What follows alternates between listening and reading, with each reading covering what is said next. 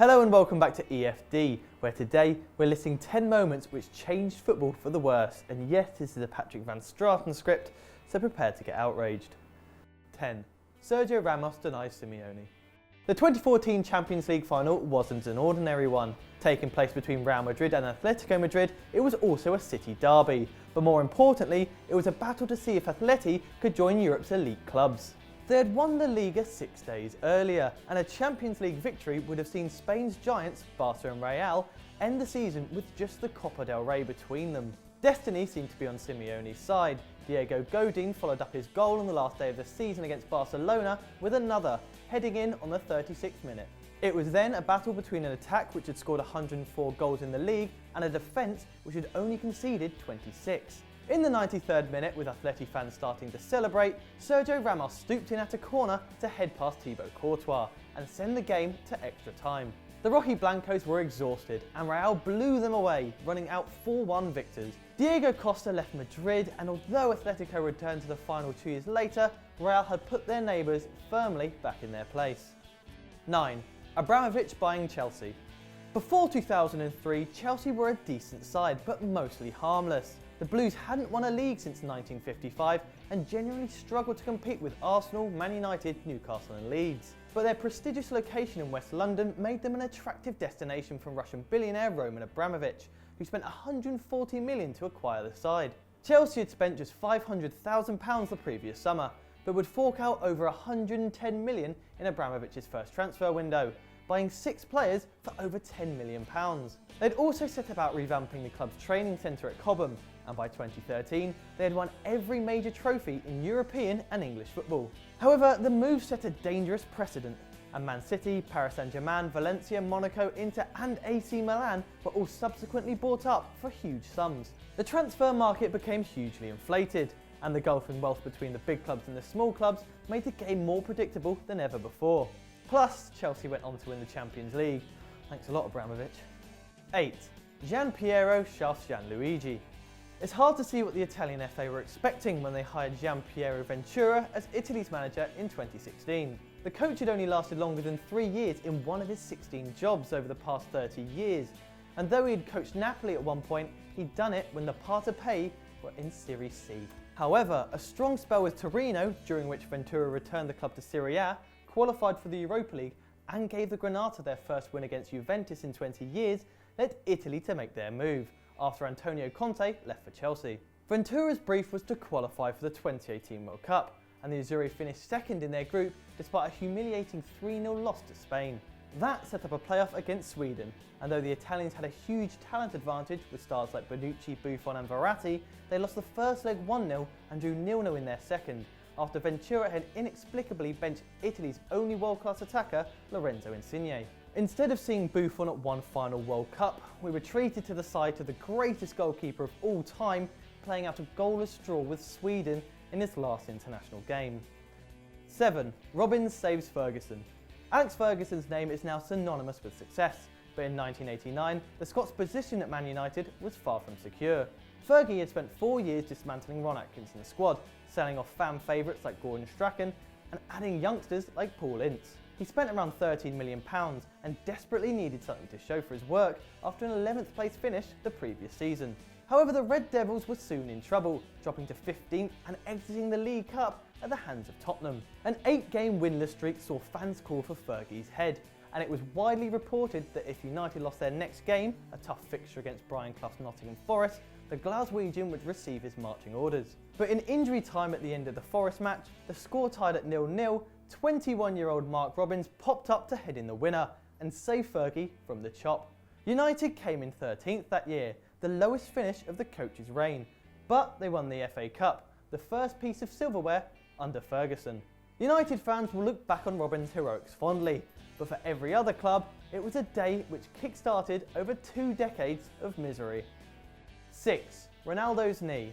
Perhaps things look different post-Messi in CR7, but the loss of the best years of the Brazilian Ronaldo's career is one of the greatest footballing tragedies. Before he turned 20, Ronaldo had scored 101 goals in 3 seasons with PSV and Barcelona, had won the Copa America, World Cup and the Golden Boot in 3 countries, and of course lifted the Ballon d'Or. The striker ended up at Inter Milan, where he teamed up with Italian icons Christian Vieri and Roberto Baggio, and Paolo Maldini claimed the youngster was one of the two most difficult opponents he's played against, alongside Diego Maradona. In 1999, Ronaldo ruptured a tendon in his knee during a match against Lecce and was forced to spend 5 months on the sidelines. He returned for the Coppa Italia final against Lazio, but limped off after 7 minutes, having torn ligaments again, and he would essentially play no football between the ages of 23 and 26. He returned in 2002, winning the World Cup and a second Ballon d'Or, having only played 24 games in the previous 3 years. He would struggle with fitness issues for the rest of his career, and the man who could have been the greatest player of all time limped into retirement. 5. Gretna to Bayern. It now seems impossible that any other team apart from Bayern will win the Bundesliga again, but back in 2013, the landscape of German football was very different. In the previous 6 seasons, 4 teams had won the title, and Bayern had only 2 of them, with Jurgen Klopp's Dortmund attempted to make it 3 in a row. As it turned out, Bayern would spend all 34 weeks of the season top of the league, but with a handful of games remaining in the campaign, both teams were in the Champions League semi-finals, with Bayern facing Barca and Dortmund up against Real Madrid. Both German sides scored 4 first-leg goals to ensure their passage to the final, but celebrations were cut short when news emerged that BVB's talisman, Mario Götze, would join Bayern that summer. Bayern ended up winning the treble, but it was Götze's departure which really caused the damage, placing Dortmund firmly below their Bavarian rivals in the Bundesliga hierarchy. Robert Lewandowski jumped ship the following year, and the Schwarzgelben lost the pulling power their run to the final should have given them. Bayern have won 5 consecutive titles since. 4. Gretna. Scottish side Gretna was founded in 1946, but had a mostly unspectacular history in the lower leagues. At one point, they played English non-league football and even participated in the FA Cup, becoming the second Scottish team to do so. But in the early 2000s, Gretna were taken over by businessman Brooks Milson, who invested heavily to turn the club into contenders. Between 2005 and 2007, they had won the Scottish 3rd, 2nd and 1st divisions, scoring 297 goals in 3 campaigns, an average of nearly 3 a game. They also reached the final of the Scottish Cup, losing on penalties to Hearts, but now they were in the Premier League and set for a bright future. Unfortunately, they struggled in the top flight, on the pitch and off it. They lost 25 of their games, and financial problems saw them head into administration halfway through the campaign. They were docked 10 points, meaning they finished on just 13, 27 away from safety. And at the end of the season, the club was liquidated due to the debts. And to make it even sadder, Milson died a year later after a heart attack. Gretna's story just goes to show that not all footballing fairy tales have a happy ending. 3. Leicester winning the title.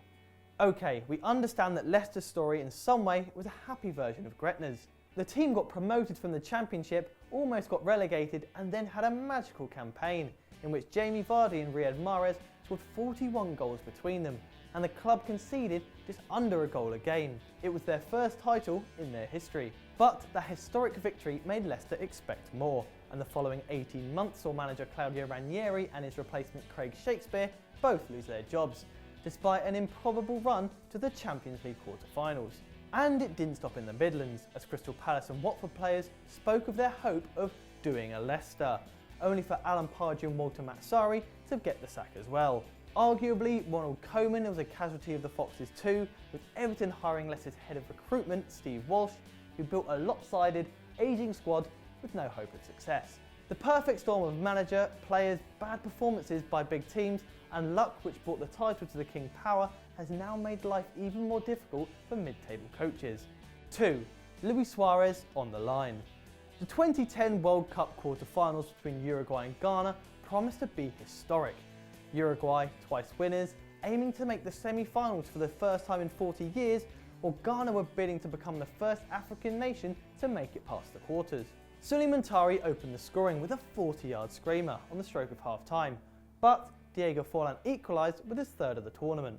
The match went to extra time, and Ghana were pushing for a winner, racking up 26 shots to Uruguay's 14.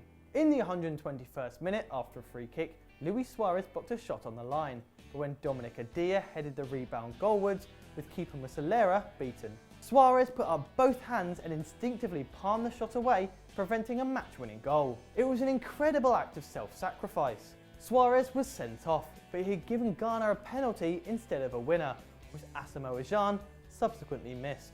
Uruguay went through in a shootout, and though they had lost to the Netherlands in the semis, Suarez became a national hero.